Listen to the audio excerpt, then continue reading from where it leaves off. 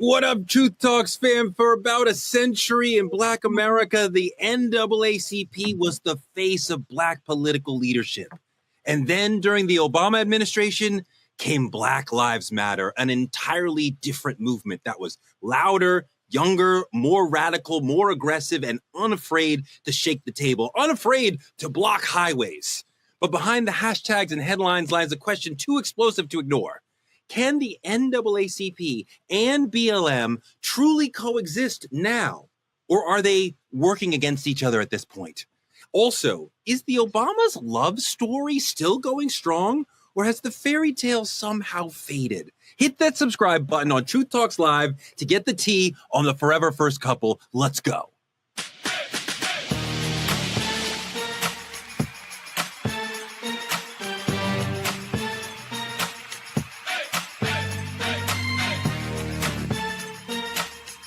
Are y'all ready to roll? Let's go. Dance to that music. That music got me going. Hey, truth tellers, you ever have like a coworker be like late to work, but then they come in and they say like really sweetly like, hi, and it's like so sweet you kind of forget that they were late? Unrelated to that, Dr. Sarah Fontenot is here finally. How are you? Completely unrelated. I'm booked and busy. Okay, Torre, I'm sorry. I don't want to tell anybody's business behind the scenes, but I'm so glad that you finally made the show, Sarah. Just throw me under the bus. You know I'm good for it. Dr. Brian, you've had me throw you under the bus a couple of times. How you doing under there? And you seem to like it. I'm waiting for you to actually be a good Black man and help me get from underneath the bus, because we are so tired of you pulling us underneath it. You're the reason why you can ride it. But I digress. You see how to do me, Gerald? I'm so glad that you're here. I'm glad to be here, and I'm going to help both of y'all stay from under the bus. Thank you. Finally. Oh, good Lord. King. All right, Justice we're going to find to a us, way. Gerald. Somehow, some way. Let's get into trending truths. Number one, in recent months, speculation has run rampant on the internets that the Obama's marriage might not be what we thought. After several public appearances where Michelle did not join Barack, including Trumpy's inauguration, finally, our forever president addressed the rumors about his relationship. Take a look. Barack Obama join us. Barack Obama, can you join us on Come our on set? out here, brother. Welcome to IMO. Look at you. How are you? Wait, you guys like each other? Oh yeah, really, huh? That's so The nice. rumor mill. It's my husband, y'all. She took me back. Now don't start. I can't. It was touch and go for a while. It's so nice to have you both in the same room I together. I know, because when we aren't, folks think we're divorced. Look, Dr. B, why are Black love stories like this constantly put under a microscope? This relationship is a beautiful one. They were making time to have dates while they were in the White House. I was so inspired. Do we want to see them break up or something? No, the Obamas, they are the Black love story. The Black love story. I mean, come on now. I don't think that they are divorcing. I don't think it's anyone's business. I think that they're going through what married couples go through. It's called different seasons. And I do believe that they have the ability to go through the seasons and effectively, allow us to have an insight on what that looks like, as Michelle Obama has been very open about sharing some of her seasons with Barack, saying, look, for 10 years, I didn't even like the Negro, right? But I didn't leave him. I stayed committed to my husband, and I was able to figure out how to support him in a lot of different ways. And so I just think that as Black folks, we have to learn that marriage is a series of a lot of different stages and phases. And the more that we learn that, we will be able to be in it and not have a divorce rate that's so high, or not have broken houses and homes be at such a high rate. We'll be able to actually be in matrimony and do what I love that the Obamas have done, really build a real wealth, which is family. I am let a lot of shit go on this show, but my former president's name is Barack. So let's at least give him that respect that he became the president to say his name properly. Oh my God. But look, when I see Michelle and Barack not together at the Carter funeral, at the Trump inauguration, I'm like, you go, Michelle, because she cannot show up and send a message for both of them that we repudiate Trump and Trumpism in public in this way. Barack cannot not go. That would be a bridge too far, but she cannot go. And that not only shows him allowing her to be who she wants to be, because he understands he has to do that. But also he loves her, but also she's sending a message of like, fuck Trump. That's the message. There's not a problem with Barack and Michelle. The problem is with Trump. Sarah? Yeah, and you know what? Even if she did want to be there, and even if they were going through troubles, the fact that they can come together and pivot to stand as a strong home front in front of all the people is what I think is most important. But if that weren't the case, Michelle is a powerhouse on her own. Please believe she is also booked and busy. And so sometimes, even though I'm sure she is a supportive lead, we all know how their journey even got to him being president and the massively large part that she played inside of that. And their whole, like, if you watch the movie of them, adorable, loved it, warmed my heart, definitely cried. But I think that it's just a really beautiful thing that two people can come together, because this is the thing. For most people, my parents, my oldest brother, one of my sisters, they've all been with their partners for 20 plus years, right? The other ones are still too young. So my oldest brother, they just celebrated 29 years. My sister and her guy are 23 years. My parents are decades and decades. Most people try to speak from an experience they've never had. Which means if you've never been married for 10, 20, 30 years, then you don't know the seasons that happen inside of marriage. And like Dr. B said, it's none of your business. Stay out of your business. But I'm sure that the talk of divorce, or maybe you need to go over there, or the conversation of separation could come up. It just doesn't mean that you follow through with it. So even if that's what was happening, I love that they come together, they stand together, they pivot, they make a joke out of it, and they just continue to rock on stronger than ever. Gerald, I just don't know that we have seen evidence of there's actually a problem in this relationship. I think that she's making, as I said, a political statement, not going to certain political events. The internet can say what it wants, but I don't see, she didn't want to do this at all, right? We know that she's an important part of Barack's success, but she did not want this political life for herself and her family. She went along with it because she loves him, but she was always like, I don't want this. So I could see where now we're on the other side of it. She's like, I'm not going. I don't care. And he's like, go ahead, honey. I love you. Yeah, I mean, you got to understand, they're on the backside of the public life sphere, and I don't think that she wants to engage in it. I don't think there's an issue in their marriage. I think it's a very strong marriage. He was literally just on her podcast having a joke about all of this. And so I think the internet's making much ado about nothing. Yeah. They're in a very strong and committed relationship. She is a powerhouse, a Black woman on her own, and she is exercising her agency. I don't blame her for not wanting to go to the inauguration. Have you seen what about her on the internet? You want to be a part of that? And then secondarily, sometimes in a marriage, you just need your own space, your own life, and she's entitled to do that. This is her expressing what so many of us feel. Fuck this motherfucker, right? And she can do that, and she can say it in her way, and I hear her. I'm not looking at their relationship. I'm looking at her making the statement that we all want to make.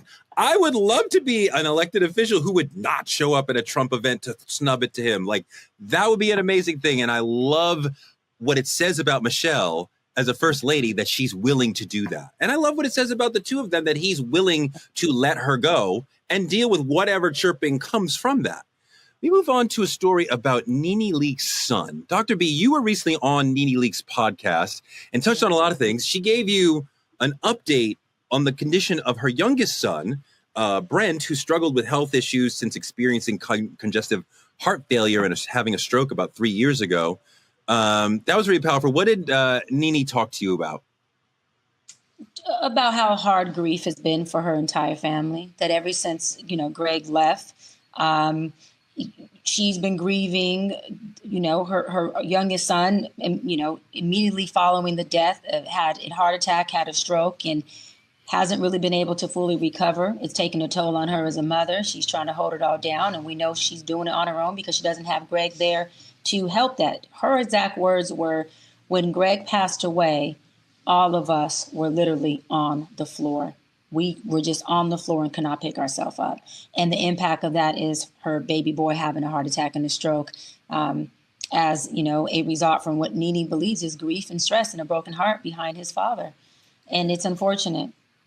I want to bring in Dr. Frida, who can help us understand this a little bit better, but I want to read a statement from Nene Leakes that his heart was weak and never got back strong after his 2022 heart attack.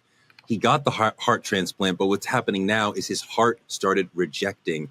So they are now trying to stop the rejection. Dr. Frida, can you unpack this in layman's terms? Can you explain it to us like we're fifth graders? Absolutely. And hey, everybody, I will give you some background on me. I am Dr. Frida. I'm an MD. I'm a medical doctor. I've been quadruple board certified. So I'm a board certified nephrologist, meaning I'm a kidney doctor and a high blood pressure doctor. I'm also board certified in obesity medicine, internal medicine, and I have been board certified in pediatrics. And so I very much can break this down. What's happening is he literally had a heart that failed him, and not just regular failure, like we hear about congestive heart failure, where your heart is not necessarily pumping as strongly as it should be. His heart failed to the point where he required a heart transplant. We hear about this in older people, but it's pretty rare, definitely in someone who was only 22 or 23 years old. And yes, he did have a history of high blood pressure. Nene has talked about how he kind of had some borderline diabetes. We know that he was living with obesity and has since lost 100 pounds. But also, she shared that he had a COVID infection, and COVID can lead to cardiomyopathy or heart failure. Bottom line, his heart failed to the point where at a young age, he literally had to have surgeons put him under anesthesia, put him to sleep, cut open his chest, break open his breastbone, take his heart out of his body, and give him a transplant from someone who had deceased, someone who had passed away. And so when you have this huge operation, it can last as short as 4 hours. His operation, from my understanding, was 14 hours, this young man.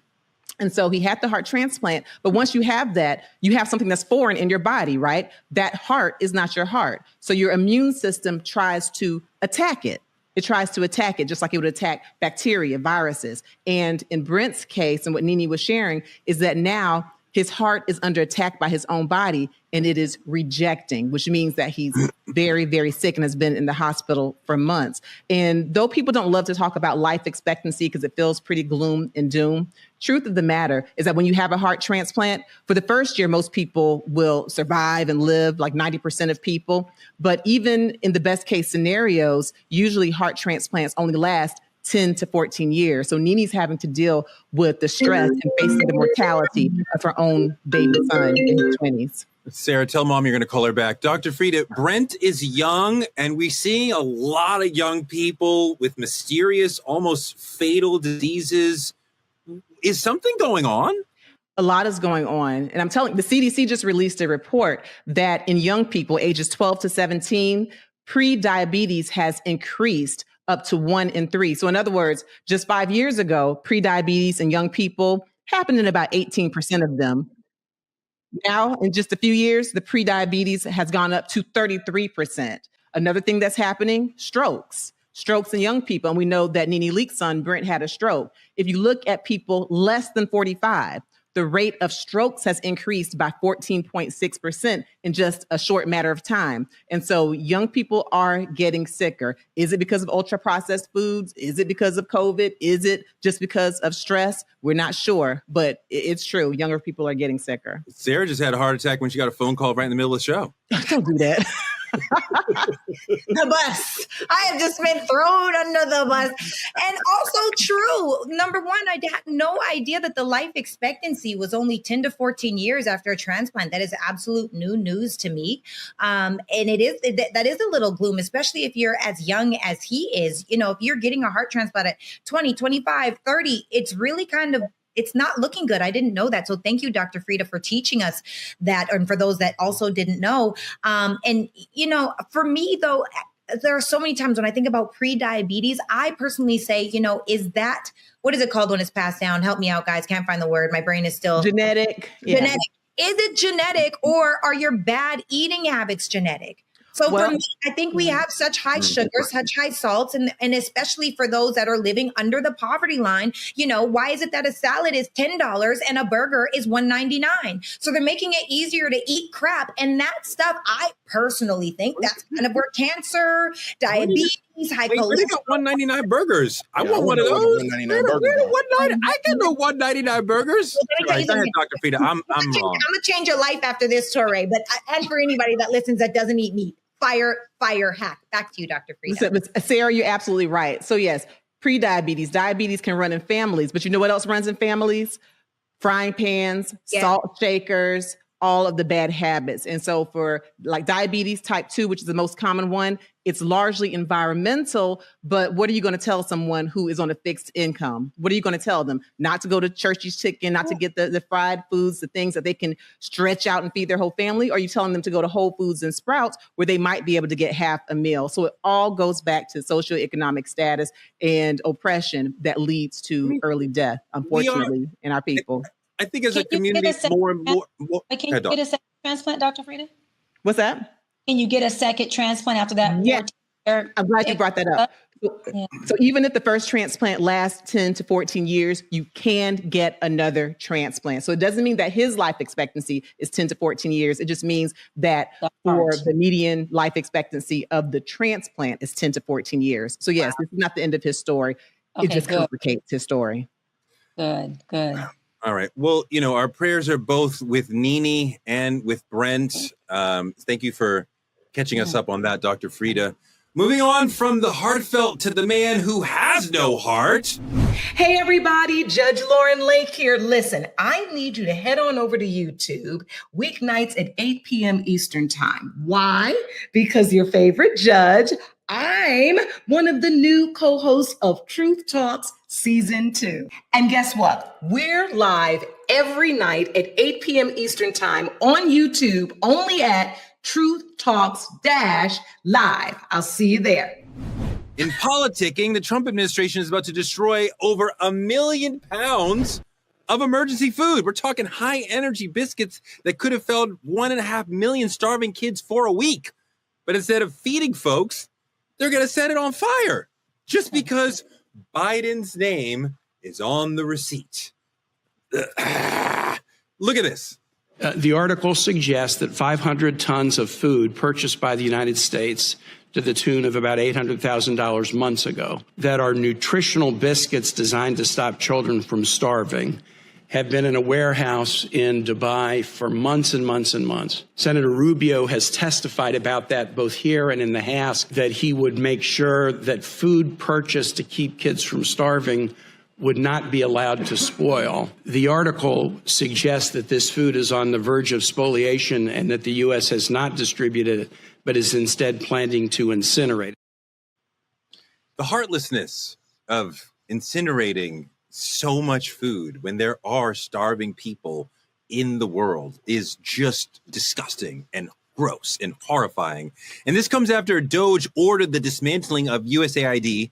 So the food has been sitting in ports for months. Yeah. This is hateful. People are literally starving. White people too. I know Dr. B cares about that. And yet we are destroying food that could make their lives a little bit better. This is part of what America has been part of for decades, making life better for other people in other countries so they think better of us. That is valuable for our safety and our foreign policy. What does it say, Gerald, about America that we'd rather destroy food than let underserved people eat it? It shows that we've turned from a country that has empathy to a country that is punishing the rest of the world for being brown. And I think it's just horrific that we would allow this food to spoil. It's already been paid for. You can distribute the food. Who cares whose name is on the food? And my question is, how is the food sitting in a warehouse for this long and not have spoiled already? So that's a secondary question. But I just think it shows the lack of empathy of this administration to allow the food to spoil instead of giving it to countries that need this important sustenance. Sarah, this is where you see people putting politics ahead of service. That did you get into politics to say, look at me? So you're going to reject sending food because somebody else's name is attached to it, rather than getting into politics to serve others. So let's make sure these people eat. Yeah, no, I definitely agree with that. And I know I'm the most conservative voice on here, but my question is sometimes at the ports, those big bins get backed up and sometimes they get confused and maybe I mean, how long were they at the ports? Why did they let them spoil? These are all great questions. And still, my other question is, did they get confused on the lineup? Or is this another opportunity to point out, oh, all this food went bad? Was this Biden trying to be like, look at all the good things we did, and he didn't follow through? I just have more questions before I'm ready for the outrage, to be completely honest. So you could see a ton of food sitting in a port, and you're like, well, I have questions? No, it's not questions about we just give them to poor children. No. I think that things get confused in ports all the time. I think that things get mixed up in ports all the time. I think that people wrongly label things at ports all the time. And because these things happen, my question is that because of this? Or was it sheer neglect, sheer ignorance? Because I don't know the answer, I'm not ready to say, oh, or we're just starving Black and brown people and they deserve this food. Of course they deserve this food, but was this intentional? Or was this proof of negligence? Was this proof of somebody that's not doing their job? Was this proof of bad labeling? Was this proof of overworking the docks and not enough support or laborers to work there? I have more questions. Doc?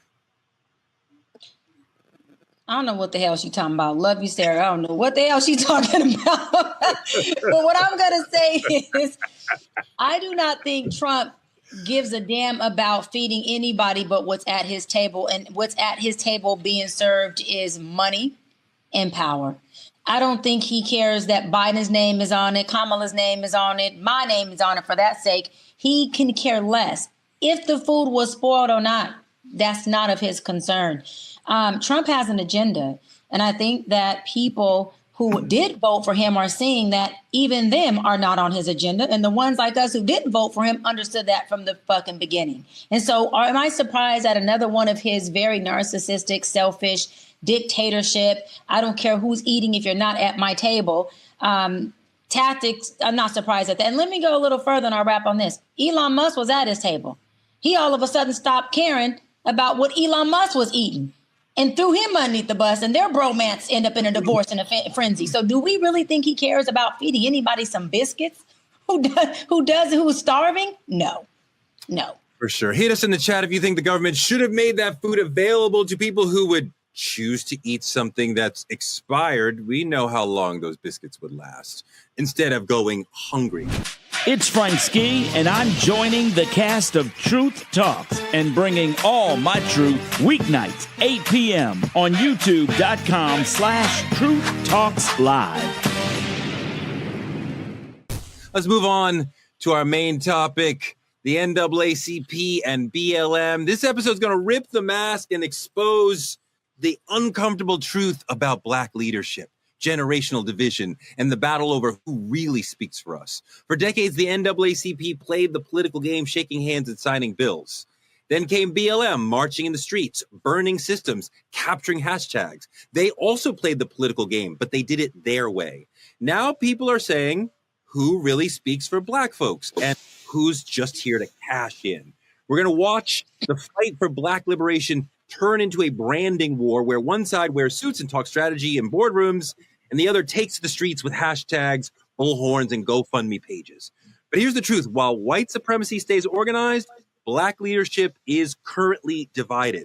Let's take a look at two powerful Black organizations, the NAACP and BLM. The mission of the NAACP was to end forced segregation and racial violence and to ensure civil liberties for all. In 1915, lawyers for the NAACP won a Supreme Court case, which ruled that the grandfather clause used by some states to stop blacks from voting was unconstitutional. Another early success came in 1917, when the Supreme Court declared segregated housing was unconstitutional. They focused on litigation, changing the laws, and so therefore they lobbied through Congress and with the president to get the federal government to transform state laws to ensure the civil rights of blacks, but also education. They believed that you could change the hearts of white America if you could re-educate them. One way the NAACP re-educated people was through a monthly magazine called The Crisis. The magazine, edited by W.E.B. Du Bois, served as a newspaper, a literary review, and a voice for the rights of men irrespective of color or race. Dr. B, you're the president of the local chapter of the NAACP. as we saw in that, 116 years old. Sure does seem like the NAACP has gone a little soft and is not quite meeting the moment that we've had the last 15 years the way that BLM is. What do you think about the way the NAACP is doing things representing Black people versus the way that BLM is? I think that people have a big disconnect on their education on what we do as NAACP and what BLM does. NAACP, to the gentleman's point in the video, is we are more internal. We are changing things systemically. We are into legislation, lobbying, litigation, laws, and that is what we do. So a lot of the change that we have already been a part of and continuously are and advocating for is done in a way that folks are able to experience the benefits of it, but they're not always able to visually see it. Black Lives Matters, which is a great organization as well, they're more boots to the ground. They won't even meet with law enforcement whatsoever. They will not have a meeting with law enforcement. They're not going to have that conversation. They protest. When we were in a meeting with our chief of police in LA for LAPD, all of our presidents and our regional, they said to us, well, BLM won't even meet with us. That's not what they do. And so I think that the confusion comes in where a lot of folks are bleeding the two. They're bleeding BLM with NAACP, and we are two organizations that fight for the rights of Black folks and human rights, but we do it in a different way. Is one better than the other? No, I think they're both needed. I think we need the protests and we need the boots to the floor. We need the noise. We need that. We need the resistance. So we're not meeting with you until we get things that are different. But we also have to have people who are creating laws, changing laws, because we do live in the law of the land. And if we don't have laws that work for us, then we don't have anything that we can use in a court of law that brings us justice, because it is the law that we have to follow. It's not just protesting in a voice that people are going to adhere to. Gerald, you run an NAACP chapter as well. If I said to you, okay, BLM's prime focus over the last 10, 15 years has been reforming policing, and the big thing that they've gotten out of that is body cams. We can argue whether or not how successful that is, and that's made some differences. In some ways it has not.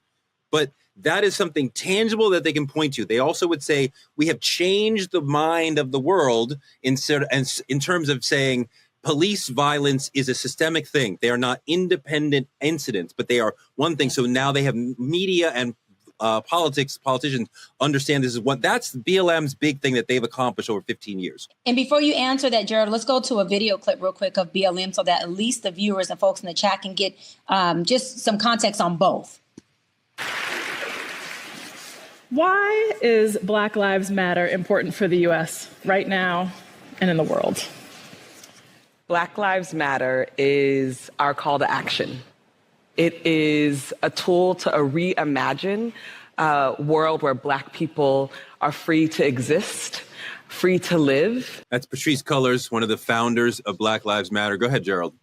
So first and foremost, I respect BLM. I was there at the founding in Atlanta for the BLM chapter in Atlanta in 2015. And so they've had a 9-year run here where they've done some great things. I would push back on the fact that they were the ones that achieved body cams. That was a Walter Scott case, which is the South Carolina State Conference of the NAACP. So in the last 10 years, you've seen the NAACP change the course of American history in the state of Georgia by sending two senators to the House and to the Senate and flip the course of power and also elect Joe Biden. So that's just one of the things we've done. We've won so many Supreme Court cases, including the most recent one in Georgia, where we stopped the illegal transfer of voting rules with the state election board. So we have been doing a lot of things that we can point to definitively. You can also point to the Ahmaud Arbery case, which precipitated from the Brunswick NAACP. But what I want people to understand is there are two different tactics, and both are necessary. The NAACP has been around long enough to see the SCLC and SNCC employ the same tactics as BLM. The question for BLM is, are they going to exist in another 10 years because of the internal strife that continues to happen inside of BLM?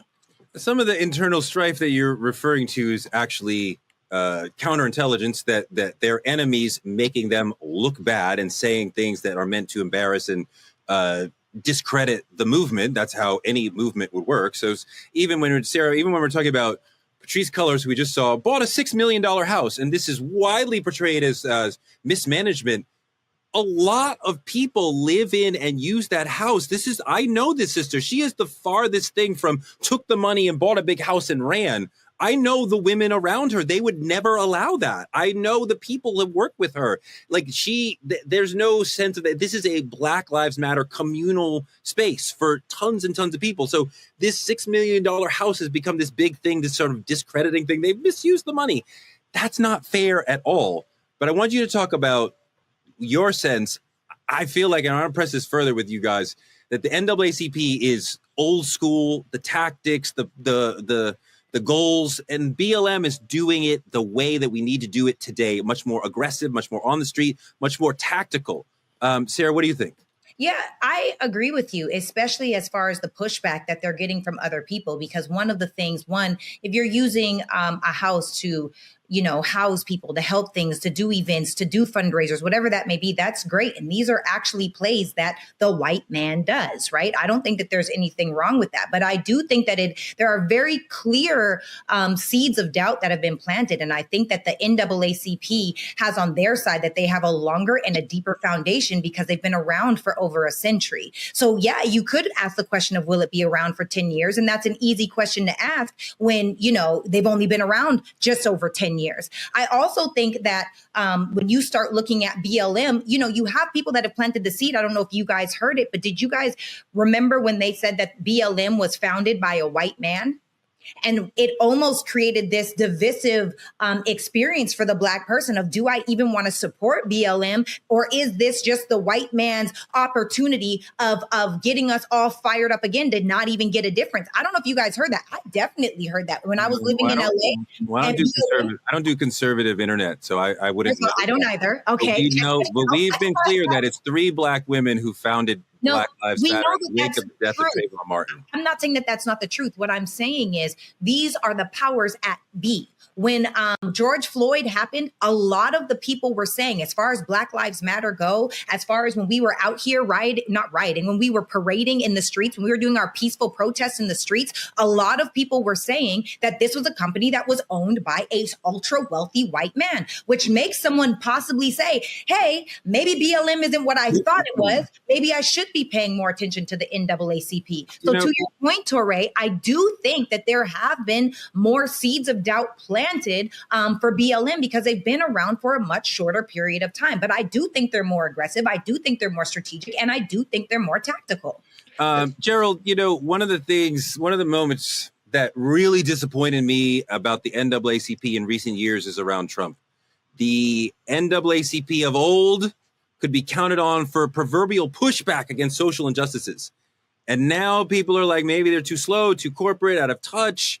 When we talk about what did they do to prevent Trump from winning a second term, and I'm not saying one organization could have done that, but when the NAACP is platforming Trump, inviting him to their convention to do an interview while he's in the midst of the campaign, I'm like, what are you doing? Why are you giving him this space? And that helped him rise up as far as, see, I'm not racist. I'm hanging out with that was a great moment for him.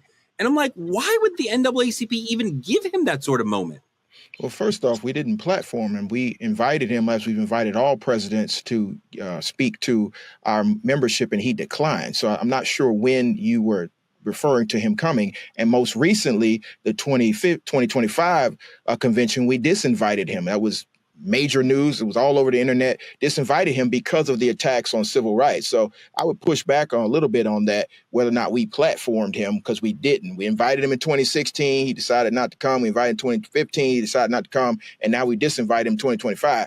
But I would also point out that, BLM has its strengths. But the NAACP has been consistently doing this for 116 years. We started protests. We are the group that protests with the silent march when we were marching for rights in 1916 to now. And even in the Black Lives Matter movement, its height, 2020 and George Floyd, there were units all over the country participating in protests. with specifically what happened to give rise to the George Floyd moment. It happened in Scintilla Shores in Brunswick, which be Ahmaud Arbery, which is an NAACP case. So what I'm trying to get across to individuals is there's not an either or, there's actually both. My main concern about BLM is the fiscal mismanagement of the $90 million that was given during the height of the George Floyd protests that has not been accounted for. These are the type of controls that in an organization that's going to be a national organization, you have to have those controls. Otherwise, you invite in the ability of the government to discredit with COINTELPRO type tactics, like saying George Soros funds BLM. But we face the same argument with the NAACP saying that certain majority community runs the NAACP. That's not true. And so you have to be strong and strategic in your organizational structure to make sure you can push back on that and show transparency. I mean, you're participating in that by repeating the notion that they are financially mismanaged when we don't really know. We only know what Fox News and what the enemies of BLM are telling us. From what I know, there isn't financial mismanagement. And we know their IRS $6 billion house. Their IRS filings. We do know that. What? We do know their IRS filings.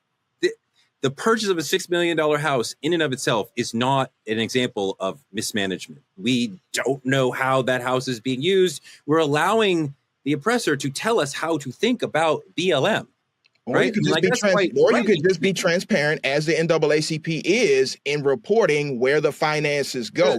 This is all a part of institutional structures that you report out. This is what happens when you build infrastructure to report out. In the NAACP, you have annual financial reports that go into national, and we put it all out for everyone to see. So these are the type of things that cause us to be able to survive for over a century.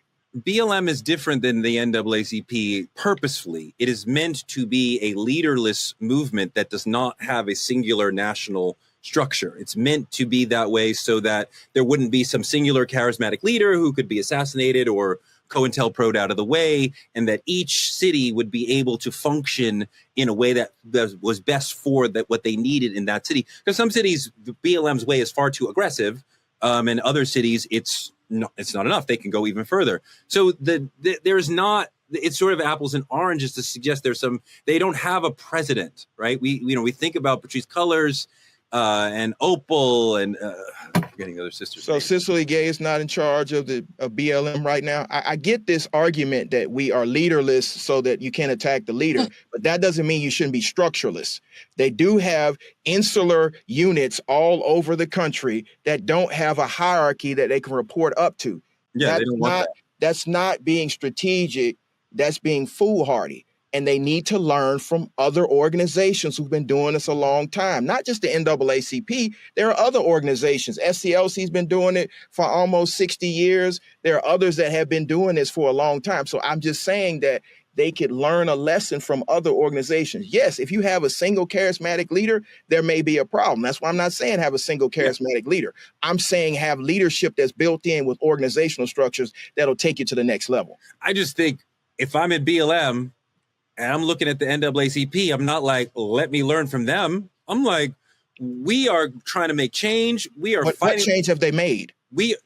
What change can you point to? Again, you talked about Walter Scott case. I can point you to the lawyer and the state conference that assisted in that case. So again, we can point to the high points of the NAACP and the current victories that have occurred. We literally just had a convention in Charlotte that brought over 7,000 people to discuss how we're going to push back. Our strategy for mobilizing voters, our strategy for pushing back on the attacks for civil rights. We're not talking about a house with $6 million. We can't explain what goes on in a house. We have properties all over the country where we can report out what happens at those properties, and they're all owned by national and not a singular branch.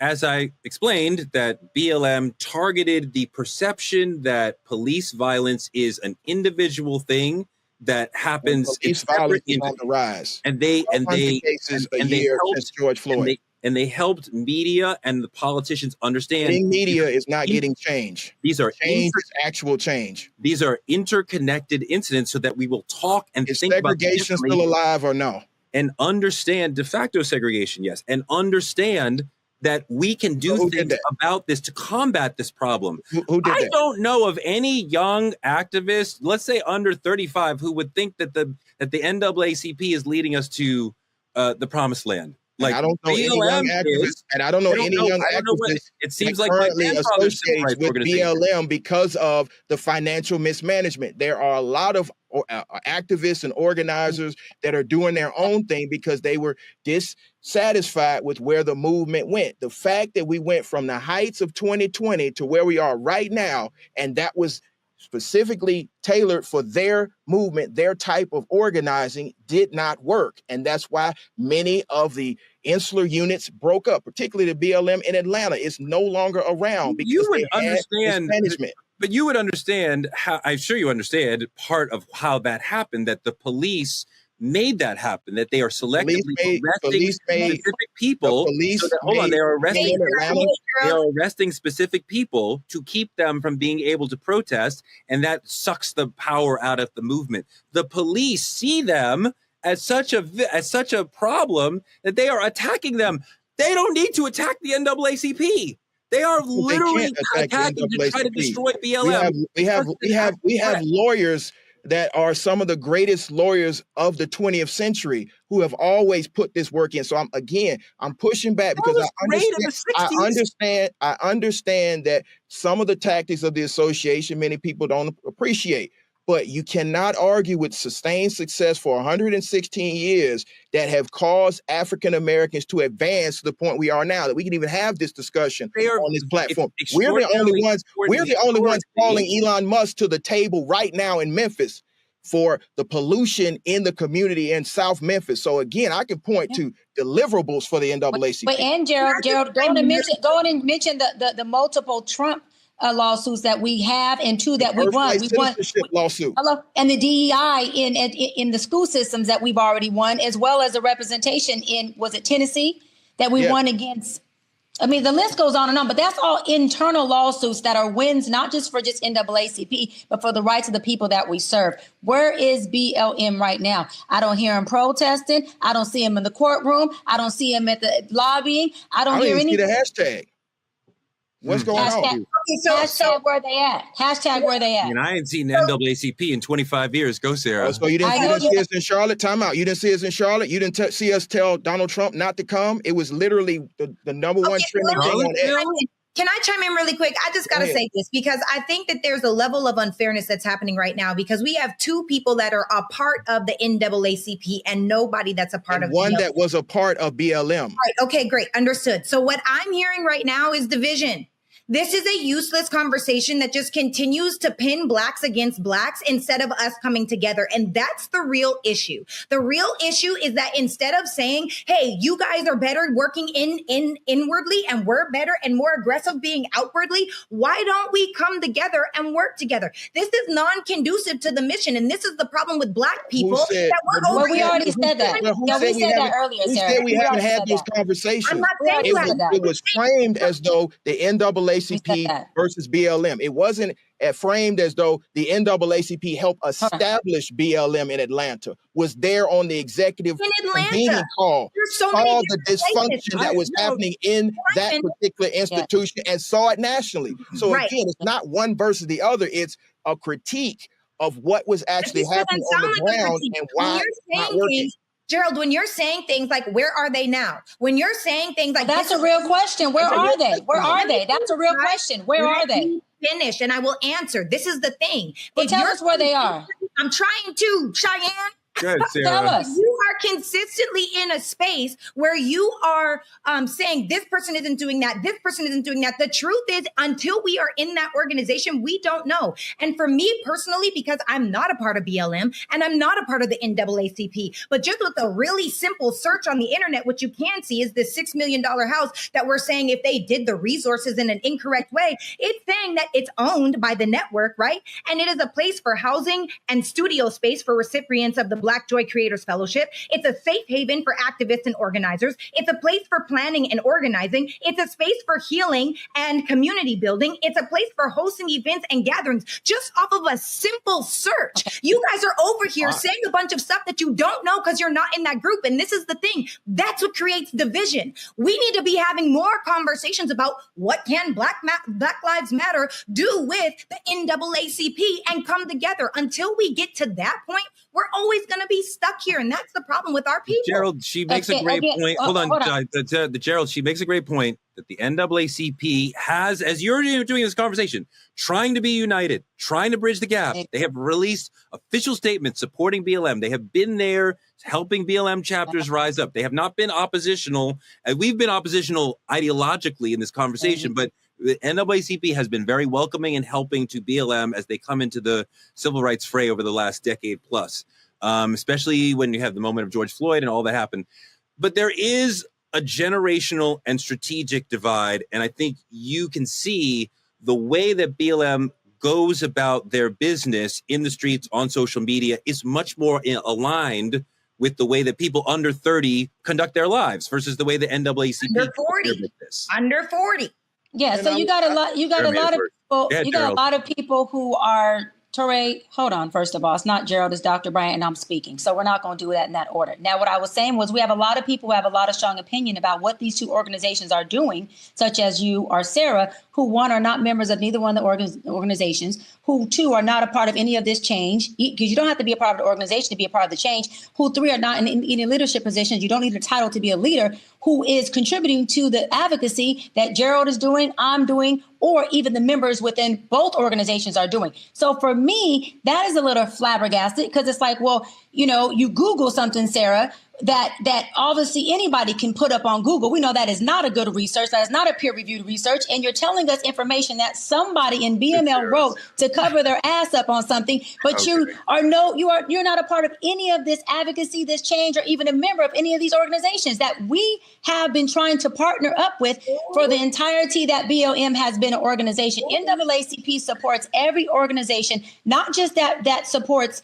Black rights and Black advancement. We are an organization that supports human rights and civil rights. So if you are in a Latina, if you are in an Asian, if you're in an LGBTQ plus organization that focuses on human rights and civil rights, we partner with you, we support you, and we attempt to help you advocate for what you're advocating for, because we are the biggest, the oldest, and the boldest civil rights organization alive today. And you can Google that. And you can Google that. Touré, nothing about you is bold but your mouth. So let's not talk about that.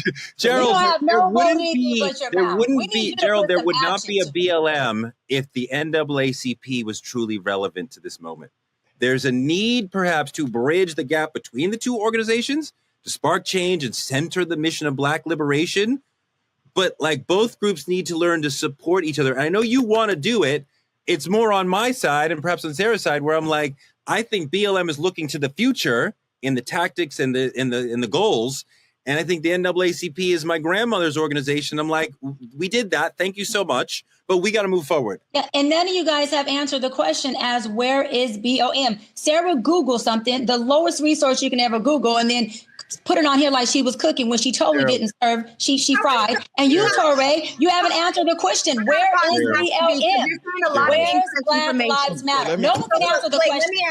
Let me answer. Can we put Cicely on here? Where's BLM? I'm waiting for that answer. Y'all are just distracting and distracting. Where is BLM? Google that. Google that. Google where is BLM. I'm waiting for the Google. Google that.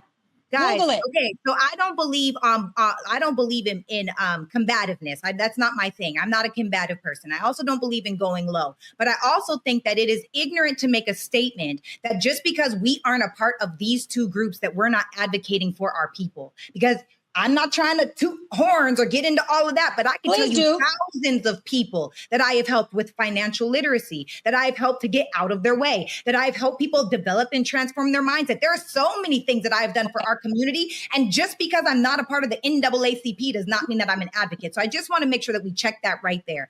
Also, I think that, like I said, because you guys are a part of these organizations, it's easy for you guys to speak on what you are a part of. From the outside looking in, in this whole conversation, all I'm seeing is division. All I'm seeing is combativeness. All I'm seeing is anger and passion targeted at the wrong thing. All I'm seeing is deflection. Answer the question.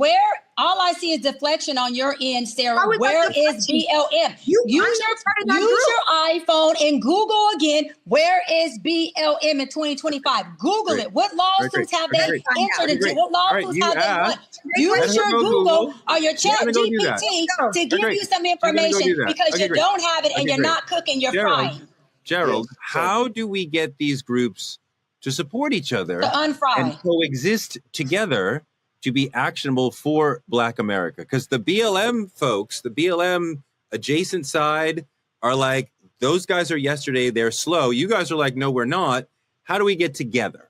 So we sit down with Hawk Newsome and Cicely Gay, which I know very well. And we have a conversation. Love Hawk. The door's always open. Again, when you're an activist and you actually do this, you know everybody. And so for them to say there's no centralized leadership, there is centralized leadership. You're not fooling the FBI or anybody else in thinking that they're not doing COINTELPRO against you. So sit down, let's have a conversation. Let's see how we can coexist, where we can help you with institutional constraints and structures to make sure there's no allegations of misappropriation. And let's get to spending the $90 million that was given during the George Floyd protest for the betterment of the community, not a house. We need to actually build housing for the entire community.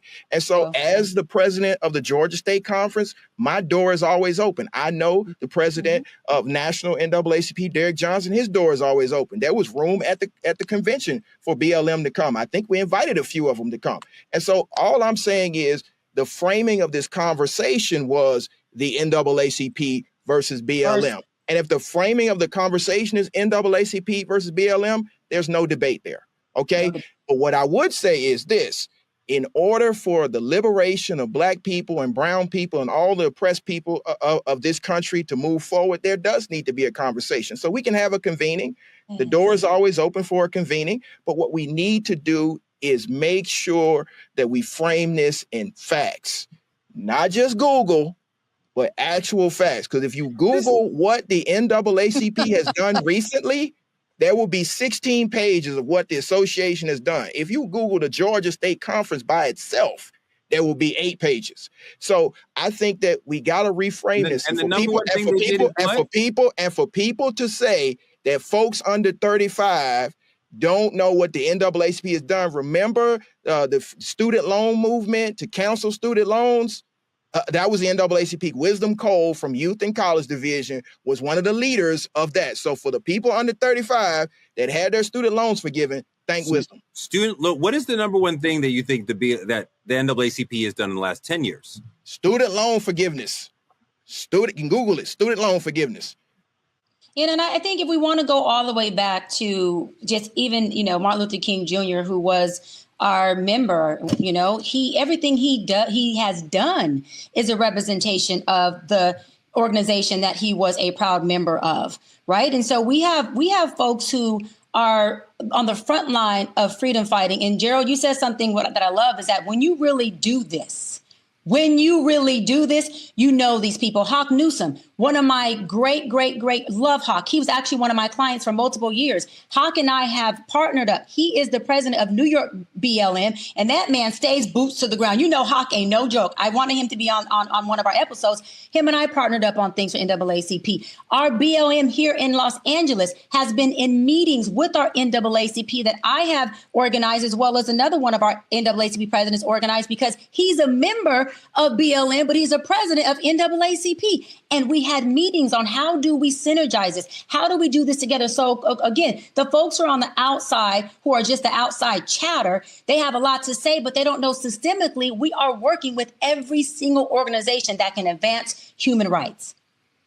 Yeah, I don't know. I just don't feel it. I mean, Sarah, I don't know. I don't. You're not a member, so of course you don't feel it. You're not at our meetings. You're not a part of it. I have to be a member. Obviously, I wouldn't have to be a member. You should be a part of the conversation. When BLM is breaking on highways, neither one of you are outside. Okay, you don't go outside. You don't protest. You don't do this work. Who's saying that? You don't know me, sir. You don't know me, sir. You don't know me, sir. I'm just being real. I know the activists. I've been doing this a while. And so for it to be a NAACP versus BLM. It's not NAACP versus BLM. It's NAACP and BLM against white supremacy. What's up, Truth fam? It's your girl, Cheyenne. And yes, season 2 of True Talks is here, and we are turning up even higher. Yo, it's your man, Toure, the newest co-host on the set, and I'm bringing heart, heat, and hard truth every night. And we are keeping it all the way fire. Ain't no filters, ain't no fluff, just straight facts. Y'all know how we do. So stop scrolling and pull up to our YouTube at TruthTalks-Live. Like, subscribe, and smash that bell. And after you do that, join us because we go live weeknights at 8 p.m. Eastern on all the coasts. Wherever you are, from culture to controversy, we say what everyone else is scared to say. We talk truth. Season 2 of Truth Talks. Let's go. Because this time, we ain't asking. We're taking the mic. We offered for you guys to come and not only, you don't have to be a member, but to be a part of the conversation, because you don't have to be a member to be at our meetings. You don't have to be a member to even just be a part of the conversation. We're saying, come get the experience and hear what we're talking about. See if there's something that you can be a part of. If not, we still support you because our organization is meant to advocate for folks like you. So we still have your back. But if you want to be able to have some knowledge that you really understand, come to a meeting, come to a conference. You can email me about what is going on locally in your area that I can tell you to be a part of. One thing about NAACP, we are really a family. If I know someone calls me from Atlanta and they need something, I'm sending them directly to Gerald. If I know someone in North Carolina, I'm sending them directly to that president. We are a family over here, and we will put you where you belong. And we want people to be involved. We want membership to help our organization so that we have more boots on the floors. We have more people who can advocate. We got people who can go lobby for us. We got a whole system that we have in NAACP where, again, we cannot do any backdooring because we got to report all of the things that come through our front door. We are held accountable in this organization. Gerald, I kind of would like to come to a meeting, but I don't have any hard shoes. What do you need hard shoes for? I don't have like a suit. Like you know what I mean? I'm like, I don't have. This is a European way of thinking. We were outside. On Thursday when we were outside for John Lewis, who was a member of the Atlanta branch of the NAACP. To good trouble lives on. Did I have on hard shoes, or was I outside with an A hat cocked to the side and my Jordans on? Again. If you really do this work, you understand it's not 1960, it's 2025. The association is outside, the work is outside, and we're going to continue to do the work outside. Look, now, can I just jump in one for really quick? I just got to say this, because the same way that ministry can be done outside of the church, advocacy can be done outside of organizations. Okay. Sure. It's feeling real judgmental over here. And I heard what you said, and I appreciate. Let me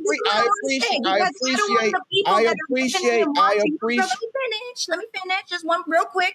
This is what I'm saying. I don't want the people that are listening to this call to be thrown off like, oh, I'm not a part of NAACP. I'm not a part of BLM. All of a sudden, I'm not nothing. I don't do advocacy, because that's not the truth. However, I just want you guys to know that's what it sounds like to me. And y'all can let us know in the chat if that's what it sounds like, but that's definitely what it sounds like to me.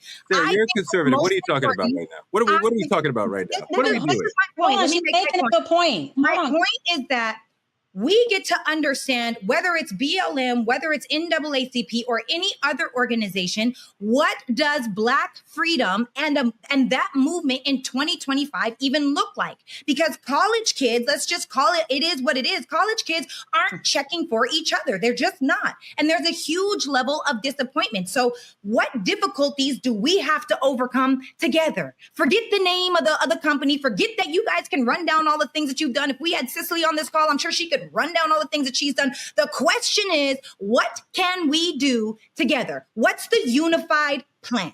I love that, Sarah, because we have college branches too. We also have college branches, and college kids, they protest, and we have college and high school kids who actually were at the forefront and organized our entire George Floyd protest here in Los Angeles. We get them together. We had BML folks who were in our protest. This is not a NAACP versus BLM in our mindset. That was the caption of the episode for today. So we had to follow code on staying on topic. We have said this several times. Gerald said it on here like a broken record. Y'all may not want to hear it. Maybe it's landing on deaf ears. We are open and have worked with BLM and any and every organization who is focusing on human rights or civil rights. That's what we do. They stand on our shoulders and we invite them to stand on our shoulders. What we're saying is, as an organization that was born in 1909, February freaking 12th, we are going to make sure that we also stand on the respect that we deserve. You can stand on our shoulders, but just like we have to give our ancestors the respect of standing on their shoulders, they're standing on ours, but we want to help. We're not saying they're standing on ours because we're better. Gerald. What we're saying is both are needed. Gerald and I both said these two things. We said both organizations are needed. We need people with boots on the floor. We need that noise. We need to bring awareness. Hell yeah. And then we need to be in the courthouse going, you hear that shit out there? You're going to pass this legislation. You hear that shit out there? We're going to create different laws. You hear that shit out there? You're going to make sure justice is showing up in our cities and in our communities. They both are needed, just like we need people like you and Teray and the people in the chat. Even if you are not freaking a member, we still want your leadership in your communities. You don't need to be a member. You don't need to have a title. You're responsible for your neighborhood, for your community, and for your household. And show up in that. Gerald, with social injustice, we're on a sort of, there is a way that we do these things quite often. There's a public injustice, there's marching in the streets, some things get burned down, maybe somebody emerges to sort of calm the noise. We try to move to a political solution, and then maybe things work out. Maybe it just stops right there. And then we see that again at the next big killing or the next big event. How effective can we truly be when our movements are kind of predictable in this way? And like, this is the way that we deal with these big events that we're suffering. And that's why I think we need to have a conversation that shows the history of this. I think many people are just focused on the last 10 years and don't recognize that this movement has been going on for 400 years. And yes, if you don't learn from history, you're going to repeat it, and you're not going to get to the end goal. If we're just talking about from Trayvon to now, yes, we haven't gotten to the point where we need to have that massive win for the culture. And that's why it's incumbent upon the newer groups getting with the older groups to compare notes to how we get to legislation. George Floyd's protest would have been successful if there had been the passage of the George Floyd Justice and Policing Act. You never protest and not get legislation or litigation to end the issue. And that's the problem. And so that's why when we have these conversations and you talk about the tactics of BLM as opposed to the tactics of the NAACP, it shouldn't be an either or. It should be a combination of both. Dr. King knew that because he was the youth council president of the Atlanta NAACP, and his father was one of the first presidents of the Atlanta NAACP. That's why the history is important, and that's why we're grounding this conversation in history. I mean, the history is extraordinarily important. I don't feel like you guys are representing the modern movement and the modern challenges with the tactics and the strategy and the way that it needs to be approached. I don't know that you're winning over the next generation to make them want to be activists. A lot of BLM people I see are giving over their entire lives. Like, BLM is not like an organization for them. Like, this is a lifestyle. It's a 24-hour-a-day thing. And so it's Megger didn't have a lifestyle where he gave everything. It's a much deeper attempt to try to change your entire world.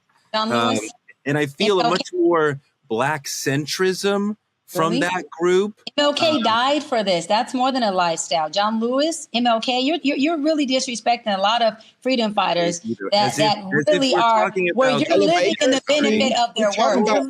These are legends of the movement. I'm talking about right now. I'm talking about the last 10 years. And you're like, well, don't talk about I'm talking about right now and the challenges that we have right now and the pain that we are dealing with Trump. And like, do I see the NAACP able to be as powerful as I know they were when I read the history books? No, I don't see that. I see BLM trying to do that, using the modern tactics, being in people's faces, shutting down highways, being in the social media in an incredibly pertinent and amazingly informative way. I think NAACP has a lot to learn from what BLM is accomplishing today. And you see all that because you've been on the sideline. That's it. You need boots to the ground. You've been on the sideline. It's easy for a sideline person to tell you what plays to run or what plays haven't been ran when you're not in the field. And that's the biggest problem of this hypocrisy with folks like you who have a whole lot to say, or even Sarah, when you're on the sideline. Put your cheerleading skirt on, Sarah. You could put your low team playing jersey on, but you're on the sideline. You're not on the field with us. You're not helping us coordinate plays, so you won't be a part of running them, and you won't know our locker room talk if you're not at the meeting. So we got to be at the meeting to see what Jack and Jill is doing. Well, you don't have to hear it, but you're benefiting from all of the work that all of us are doing all the way up until today. Y'all are for the work y'all did in the past before you were alive. You are a recipient of the work that we do every day, that Gerald does when he's at conventions, that I do when I'm in meetings, the police reform that we're talking about, the legislation, the lobbying that we do. You are directly, and Sarah directly, benefiting from those things. If you don't see them, that's on you. But if you want more information, yes, I'm inviting y'all to be a part of the meeting and the locker room talk. That is how you understand really what's going on. All right, that's where we're going to leave it tonight. When it comes to Black liberation, we got heart, we got history, but let's be honest, we're moving perhaps in cycles and not being as strategic as we could be. The frustration, the fatigue, the truth behind the fractured state of modern Black movements is only the tip of the iceberg. Because if the NAACP and BLM can't align on the basics of truth, unity, and action beyond the camera lens, then we're not building a movement. We're just giving the system a script it already knows by heart. So the real flex is not another march. It's consistency. It's strategy. It's electing new young faces to boost up the old guard, and it's refusing to be political. That's Truth Talks, where the noise ends and the real works begin. That's our show for tonight. Like, comment, and subscribe on our YouTube channel at TruthTalks-Live. Watch us simulcasting right here in the Black Star Network right after Roland Martin Unfiltered. Support Black media at CashApp, Truth Talks Live, or using any of the links on your screen, any of them at all. You can also support us by advertising with Truth Talks, reach our over 10 million person viewing audience through all our social platforms. Small businesses and influencers can partner with us by visiting TruthTalksLive.com. Become a VIP member of the Truth Lounge and click on any co-host room. Black media is under attack, and this show is being shadow banned. So keep supporting us by telling a friend to tell a friend to watch Truth Talks, 8 p.m. EST, 8 p.m. PST every night. We'll be back every night at 8 p.m. See you tomorrow. Hold on, Gerald, please tell them what you said in the chat. See y'all outside. And what I said in the chat is, if you know history, black movement has always been fractured. We need to see y'all outside. If you want to have a meeting, we're having a state conference meeting, October the 9th through the 11th. Let's talk more action. Come on outside. I'll buy a tie. And that's a formal. You won't need one. You can wear a shirt with sweats on, t-shirt on. Yes.